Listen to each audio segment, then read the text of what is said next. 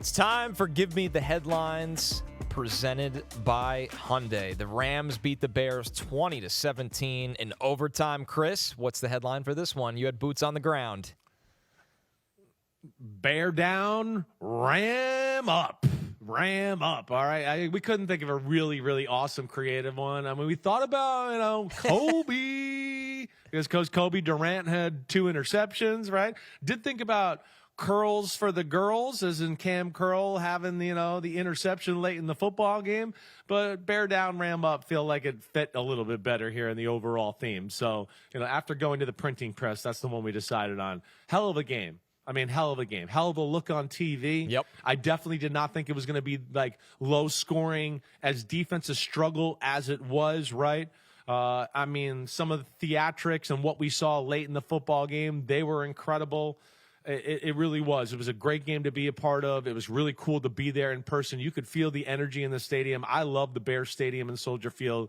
It's one of my favorites. I feel for the Bears fans, but I also sit there and go, man, the Bears, they look like they're set up to be a powerhouse here for a long time. You and I both know how awesome Ben Johnson is. Caleb Williams is, I'm not going to say budding anymore. He's a superstar. He's a superstar. Now it's just about, does he inject himself as one of the 4 or 5 best quarterbacks in football? Or, is he going to be beneath that group a little bit here? And this offseason will be huge. Another one under Ben Johnson. He's got some experience in the offense, and now they can add to that, and he can grow as a quarterback. Incredible year by the Bears, but we know this Rams football team, they're tough, they're battle-tested. They got some leaders that have been there, done that, and that was a big win for them last night. Despite the loss, the play of the game, of course, that game-tying 14-yard touchdown pass to Cole Kmet, because listen to this from Next Gen Stats. Caleb Williams threw his game-tying touchdown pass to Cole Kmet from 26.5 yards behind the line of scrimmage. No quarterback since 2016 had completed a pass from a depth of more than 22 yards. Traveled 51.2 yards in the air, the longest completed pass by air distance in the red zone in the Next Gen Stats era since 2016, of course. So this play, I've seen every angle of it. Yeah, I mean, it's number one, it's like when people in Madden just run backwards, and you can't do that in real life because NFL pass rushers run like a 4.6 or a 4.55. He does it. The throw, the fact that Kmet was open, I mean, what was it like? Walk me through every part of your reaction. When you saw him scrambling backwards, you were like, oh, God, it's over. Well, I honestly, when the play happened, I mean, before the play, I was literally like, what's this crazy guy going to do here? What's going to happen, right? Because in those scenarios, very few times does a play happen within rhythm, right? It's so hard to throw a touchdown pass down in that area because, like we always talk about, the defense doesn't have to worry about anything behind them. So the field gets really small. It's hard to jam it in there. We had seen them, on the drive before, get down there on a 4th down and try to jam a ball in right on the little slant route to the left that didn't get in, and nothing happened there. So, it's not all that easy. When he went backwards, at first I went, all right. He went backwards, and I go, I know what he's going to do. He did a move that he always does.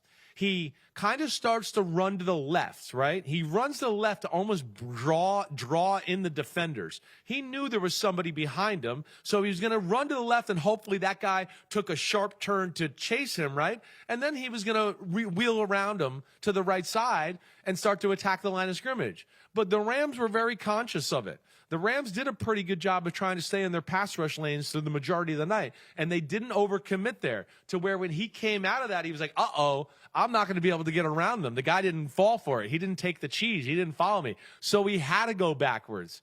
And when he got way back there, it was just like, oh, gosh. All right, throw it up into the end zone, jump ball, incomplete, game will be over. It's all over. And then he throws it, and as it gets close, you're just like, wait. Cole Kmet looks like he's the only guy on the screen there, maybe with one other Ram defender. And then all of a sudden he just catches it, and he catches it easily. I mean, it just was incredible. It's amazing some of the plays Caleb Williams has pulled off. And it's a little bit like Mahomes, where Mahomes, his first year when he started, I used to go, man, this guy's got a shamrock up his ass. Like, he's got a shamrock. He's throwing balls like this and hook routes and people on him. But once you do it 40 times in a row, it's not luck and it's anymore. like, wow, it works every time. Exactly. And that's kind of where we're getting here with Caleb Williams. It's like we see 2 or 3 of these crazy plays every week. It's not luck anymore. He's that damn good. I mean, 2 weeks in a row, he's got all-time playoff throw. The 4th and 8 last week, that one yesterday, incredible. And again, that's why I say he's a superstar already. He's already one of the best QBs in the game. Yeah, I mean, some of the throws, he obviously has a lot of work to do with the rest of his game to earn this comparison, Chris, but just the arm and the throws he's made, I can't recall feeling that way as a fan watching the game since peak Aaron Rodgers in Green Bay. Like, I don't have anyone. Obviously, Mahomes has made insane throws, but the way he throws the ball, I just feel like from pure physics and human nature, you're just not supposed to be able to do what he does. Yeah, the pure power in the ball. I think that's why you say Aaron Rodgers. That's why you're probably saying, because Aaron Rodgers used to make throws and you'd be like, how could he get that much power on the ball in that position with his body? Like, how could that happen? And that's where Caleb went. It's an all-time arm.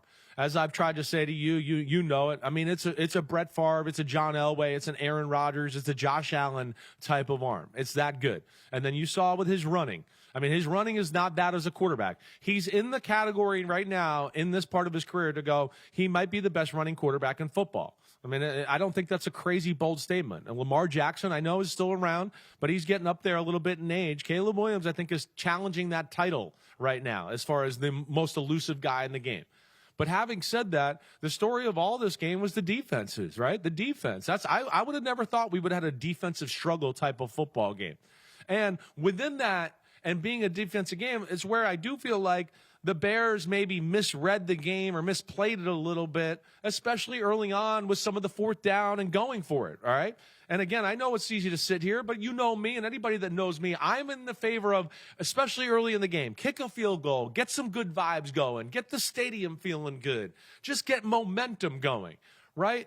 And it's a cold, windy night. So when you get out there, you go, oh, maybe this is going to be a little bit more of a defensive football game. I thought they blew an opportunity to start the game to kick a field goal there, right? That's certainly. And then even a little later on, the 4th and 1, I think it was the next drive maybe, or maybe it was 2 drives later, with the Kyle Monangai run up the middle, getting nothing there, where I just want to go, wait, I mean, it's not looking like it's going to be a shootout. Your defense looks like it actually is a good game plan to slow down the Rams. Why are we playing this game like, whoa, our defense can never stop them, and this is going to be 38-35? That was just my only complaint on the whole night about the Bears and their approach to the football game. So the high point, obviously, that crazy game-tying touchdown. The low point, the overtime interception. Blame pie here, Chris. Caleb Williams' throw, DJ Moore's route, or Cam Curl just made a hell of a play. Right. So we got 3 interceptions on the night. The first one was a 4th down that Caleb threw. It wasn't open, and he threw it high and hard, and it was an easy interception. Second interception was a little out route, right?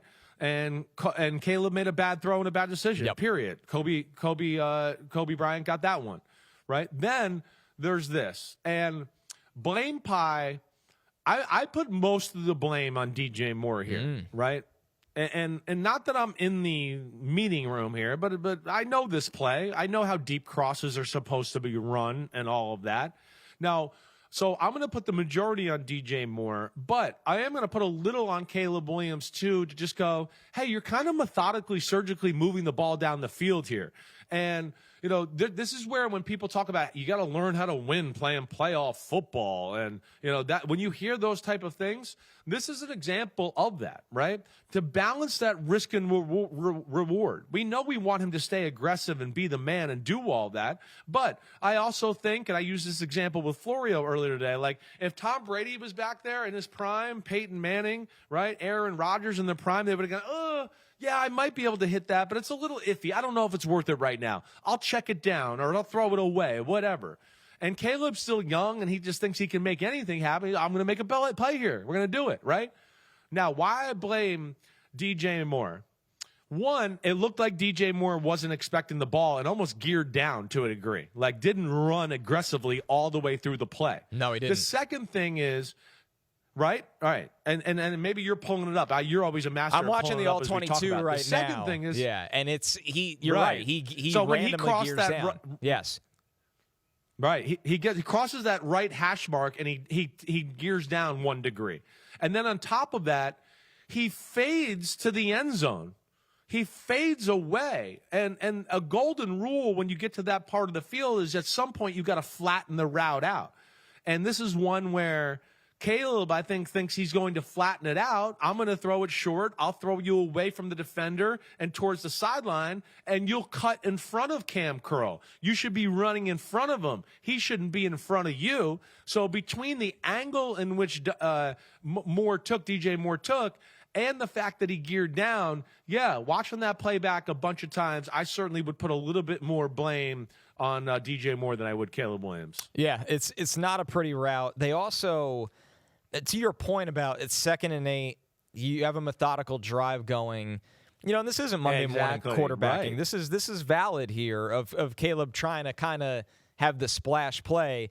They motioned Kyle Monungai from the slot and almost put him in this H-back off the line of scrimmage role to chip a stand-up rusher. It looks like Verse. It's either Verse or it's Verse. He chips the pass rusher, does a great job. We know how physical Monungai is. When he gets lost in the chip after his release, the check down would get you to 3rd and 2. And Monungai could break any tackle, but if he just catches the ball and gets tackled, it's 3rd and 2, exactly 3rd and 3. It's not a good route by DJ Moore. It's a nice read by Cam Curl, who drives on the ball. But you're absolutely right. He does not flatten the route, and unfortunately, that was the end for the Bears on a really, really tough play. Yeah, tough play. It really was. Incredible year. I know, the other aspect is people are going to look at it and go, should they have gone for 2, right? After they scored the touchdown that, tied the football game. Well, I was wondering too. I was sitting there going, man, Ben, he goes for it. He's from Detroit. He usually has some really cool plays, right, that he can run in those situations. But it was a night where, in gotta have it moments, it wasn't working all the time. And on the last gotta have it moment on a 4th down, the quarterback ran back 30 yards and threw a freaking prayer into the end zone, right? So it wasn't like, oh, yeah, I really know what they're doing. I can get people open wherever I want, right? So I understand that. And I think he's thinking, hey, we kind of got the momentum. Our defense has played pretty good in the second half here. Let's ride that momentum into overtime. And really, it was working out. Their defense came out, made a stop, right? And now they're, like you just said, they were moving the ball. And then he takes an unwarranted chance there and gets screwed over by the receiver running a bad route. But all of that, it was there still to be had, whether you question that 2-point call. And I, of course, have no problem with them not going for 2. I wouldn't. I mean, again, the drive before, they went down there and got to the 3-yard line and couldn't score a touchdown. Right. So, it was tough sledding, right? And I think that's what you look at. They had their chances to do it. They just didn't make the plays in the clutch times like they needed to and like the Rams did. Wild night for Kobe Durant. He had 2 picks. He also broke up 3 passes, but he, of course, gave up the game-tying touchdown where he got a little lost, and they were shoving a little back and forth between him and Cole Kmet. Cam Curl had the overtime interception and a team-high 13 tackles. That safety duo, Cam Curl, Quentin Lake, they have just blossomed under Chris Shula. Per Next Gen Stats, Cam Curl allowed just 2 receptions for 11 yards on 4 targets in coverage, recording 2 passes broken up, including the eventual game-sealing interception. Curl recorded 2 run stuffs among a team-high 13 tackles, missing just 1 tackle. Chris, I think this Rams secondary plays so far above their actual talent level in the biggest moments. I think so, too. Their safeties, like you said, are amazing. Cam Curl's a specimen when you see him in person, right? Quentin Lake, like you said, same thing. They're bigger human beings than you realize. So not only can they cover and make plays in the back end, when they come down to help the run out, they're like small linebackers. And I think that's the other thing, too. McCullough, the nickelback, he's / a safety, too. He does a good job and is physical as hell that way. The big thing and where I'm interested to see, because the Bears defense, they were all over some of the Rams stuff, certainly. And we saw the Rams played a little bit more of the approach of like bend, don't break throughout the night, right? We saw the Bears make a lot of plays on just about every drive and kind of move the ball, and either would fizzle out maybe around field goal position or midfield, or they'd go for it and didn't get it, right? It was a little of that all night long. They did move the ball. I still worry about the Rams and and wishing they played a hair more man-to-man. And I don't know, maybe you can look it up. I feel like they might have played more man-to-man last night. But I think more than anything, I was surprised that the Bears defense really gave Stafford and the offense issues, right? The first half, they went the approach of like, we're going to blitz them. And we're going to make them feel uncomfortable. And we got a pretty good idea of what they do in the pass game when you pressure them or blitz them. And they played that way and really stymied the Rams for a while. And in the second half, they didn't blitz as much. They kind of acted like they were going to blitz and then dropped out. And you felt like McVay and Stafford could never quite get in a rhythm. But regardless, defensive struggle, and the Rams made the plays when they needed to. Listen to this one, Chris. 81 defensive snaps for the Rams against the Bears. 5 cover zeros, 3 cover 1, no 2-man. So 81. That's amazing. Yeah. So zone. 73 of the 81 defensive snaps, they essentially either played cover 2, cover 3 quarters, little cover 6. All zones. Wow. Yeah. It's incredible. And it's amazing they keep doing that. And I keep saying, they're going to run into one of these offenses that it's going to be too hard to play that way. But maybe I'm wrong. Maybe they're just going to keep telling me to shut the hell up, and they know what they're doing. So we'll see where it goes. Either way, they're in the NFC Championship game, NFC West showdown, and that's going to be a good one. Yeah, and on offense, they were really able to lean on the run late in this game. The first 3 quarters, they only had 11 carries, 48 yards, so 4.4. But you always point at being stubborn with the run game, Chris. That's what they were able to do in fourth quarter and overtime. The efficiency wasn't great, just 3.1 yards per carry, but 20 attempts for 63 yards, and they did punch one in. That's a perfect example of being stubborn with the run game. Definitely. There's a part of me that thinks they need to be a little bit more stubborn with the run game. As of late, whether it was, last week against Carolina and some of that, I think there's some games where I look at it, they get a little pass happy at times. They get frustrated and they go, we're going to make a play right now. And they got a good offensive line. They got a good run scheme. Those running backs are good, definitely. And I think last night they got a little into like, hey, our defense has been on the field a lot here.